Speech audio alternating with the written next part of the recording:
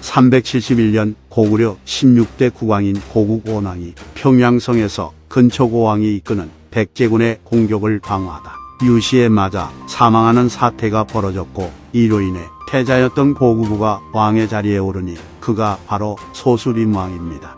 당시 고구려는 풍전등화의 상황이었는데 선왕이 적국과의 전투 중에 전사했기에 국가 전체의 사기가 곤두박질 친 건 물론이고 내부 분위기도 뒤숭숭했으며 나라 안팎이 혼란으로 가득했습니다.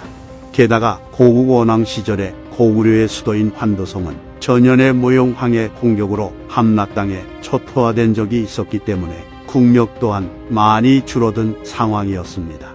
하지만 다행히도 소수림왕이 즉위한 시기에 전연은 부견이 세운 전진이라는 나라에게 멸망당한 상태였기에 고구려는 한숨을 돌릴 수 있었고, 게다가 새로이 왕의 자리에 오른 소수림왕은 신체가 장대하고 웅대한 지략이 있었다는 기록처럼 범상치 않은 인물이었기에 고구려는 다시 일어날 수 있는 여유와 저력을 가질 수 있었습니다. 그리고 소수림왕은 기존 체제에서는 고구려가 더 이상 나아가지 못하고 주저앉을 거라는 것을 잘 알고 있었기에 고구려의 체제 개혁에 박차를 가하기 시작합니다.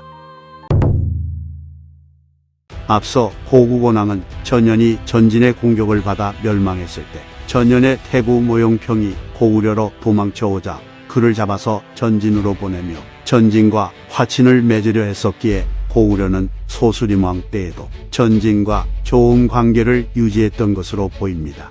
372년 소수림왕은 나라를 부강하게 만들기 위해 선진문물을 받아들이는 일환으로 불교 또한 수용하기로 마음먹었고, 이에 전진의 부견이 사신과 승려 순도를 소수림왕에게 보내 불상과 경문을 전해주니 소수림왕은 그에 대한 답례로 토산물과 함께 사신을 보냈다고 합니다.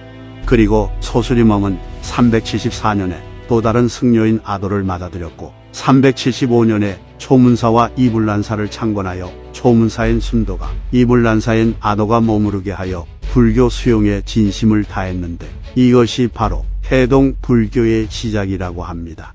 이처럼 소수림왕이 불교의 정성을 쏟은 이유는 내부가 혼란스러운 상황을 사상적 통합을 통해 안정화시키기 위해서였고, 불교의 윤회 사상을 근거로 왕과 귀족들의 통치에 정당성을 더하려 했던 것으로 추정됩니다. 소수림왕은 전진으로부터 불교를 수용하며 같은 해에 태학을 설립하였는데, 이는 고구려 최고의 교육기관으로서 당시 선진 학문이었던 유교를 귀족과 관리의 자제들에게 가르침과 동시에 그들을 국가 행정을 담당할 수 있는 관료로 양성하는 데 목적이 있었습니다. 그리고 이는 다음 해인 373년에 이어진 율령 반포와 연계되는데, 소수림왕은 국가 통치의 기본법인 율령을 반포하여 고구려가 부족연합적 형태의 비효율적인 체제에서 벗어나 중앙 집권 국가로 발돋움하게 만들려 하였고, 이렇게 국가 체제가 새로이 변경되면 행정 업무를 뒷받침할 많은 관료들이 필요해지는 건 당연지사였습니다. 또한 유교 사상을 관료들에게 심어주는 것은 불교 수용을 통해 백성들에 대한 통치를 원활하게 하려 한 것과 같은 맥락으로 이어지기에 소수림왕의 개혁 정책은 따로 노는 것이 아닌 모든 것이 연계된 정책이라 볼 수 있겠습니다.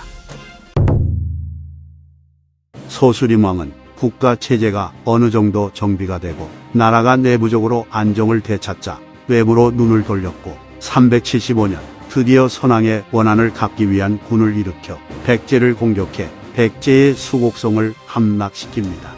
당시 백제의 왕은 여전히 근초고왕이었는데 그는 장수를 보내 수곡성을 수복하려 하였으나 소수림왕의 공격에 막혀 실패했다고 합니다. 그래서 근초고왕은 분노하며 크게 군을 일으켜 고구려를 침공하려 하였으나 흉년이 오는 바람에 계획은 수포로 돌아갔고 그 해에 근초고왕은 눈을 감습니다.